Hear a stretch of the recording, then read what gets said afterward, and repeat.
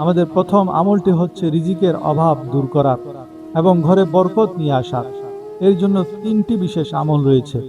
হাদিস এবং তাফসীরের বিভিন্ন কিতাবে বর্ণিত আছে।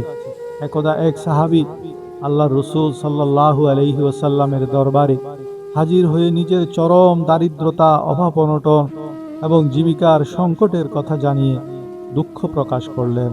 রাসূলুল্লাহ সাল্লাল্লাহু আলাইহি ওয়াসাল্লাম তার কথা মনোযোগ দিয়ে শুনলেন এবং তাকে হতাশ না হয়ে ঘরে ফেরার একটি বিশেষ আমল করার পরামর্শ দিলেন। সাহাবী ঘরে ফিরে নিয়মিত সেই আমলটি করা শুরু করলেন।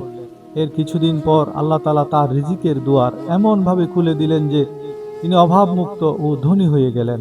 শুধু তাই নয়, তার যে আমলের বরকতের ছোঁয়া তার প্রতিবেশী এবং আত্মীয় স্বজনদের ঘরেও পৌঁছে গিয়েছিল। অর্থাৎ সে আমলটি এতটাই বরকতময় ছিল যে সে সাহাবীর প্রতিবেশীরাও ধনী ও অভাবমুক্ত হয়ে গিয়েছিল। নবীজি সাহাবীকে যে আমলটি শিখিয়েছেন সেটা এখনই বলবো। তার আগে বলে রাখি, এটা শুনে ভিডিও ছেড়ে চলে যাবেন না, কারণ আজকের সব শেষে যে আমলটি বলবো সেটা যারাই শুনে বলে এই আমলটি আগে কেন জানলাম না, তাই ধৈর্য ধরে শেষ পর্যন্ত সবগুলি আমল বুঝে নেবেন। আজকে তাড়াহুড়া করে ভিডিও ছেড়ে চলে গেলে সারা জীবন পস্তাবেন। রাসূলুল্লাহ সাল্লাল্লাহু আলাইহি ওয়াসাল্লাম দরিদ্র সাহাবীকে ঘরে প্রবেশের সময় তিনটি কাজ করতে বলেছিলেন। যেমন, যখনই আপনি আপনার ঘরে প্রবেশ করবেন তখন ঘরে থাকা মানুষকে সালাম দেবেন, আসসালামু আলাইকুম ওয়া রাহমাতুল্লাহ। সালাম দেওয়ার পর আল্লাহ রসুল সাল্লাল্লাহু আলাইহি ওয়াসাল্লামের প্রতি শ্রদ্ধা ও ভালোবাসার সাথে অন্তত একবার দরুদ শরীফ পাঠ করবেন, সাল্লাল্লাহু আলাইহি ওয়াসাল্লাম, অথবা যে কোনো দরুদ পড়তে পারেন।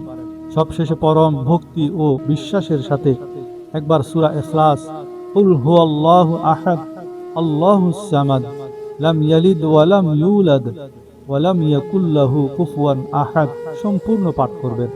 ঘর যদি সম্পূর্ণ খালি থাকে, কেউ না থাকে, তবে এই নিয়তে সালাম দিবেন যে ফেরেশতারা উপস্থিত আছেন, অথবা নবীজি সাল্লাল্লাহু আলাইহি ওয়াসাল্লামের প্রতি সালাম পাঠাবেন।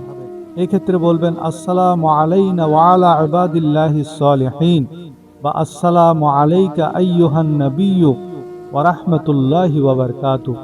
অথবা নবীর প্রতি এভাবে সালাম দিবেন, বিসমিল্লাহি ওয়াসসালাতু ওয়াসসালামু আলা রাসূলিল্লাহ। সালাম দেওয়ার পর একবার সূরা ইখলাস পাঠ করবেন। মনে রাখবেন, যে কোনো আমলের মূল চাবিকাঠি হলো আল্লাহর উপর অটল বিশ্বাস। এই আমল করলে আল্লাহ আমার অভাব দূর করবেনই, এমন বিশ্বাস নিয়ে আমলটি করতে হবে। আমলটি কোনো একদিন বা 2 দিনের জন্য নয়, এটিকে আপনার ঘরে প্রবেশের স্থায়ী অভ্যাসে পরিণত করুন। যতবার বাহির থেকে ঘরে প্রবেশ করবেন ততবারই আমলটি করবেন। সালাম দিবেন, দরুদ শরীফ পড়বেন, একবার সূরা ইখলাস পড়বেন, তারপর নিজের চোখে নিজে কারিশমা দেখতে পাবেন।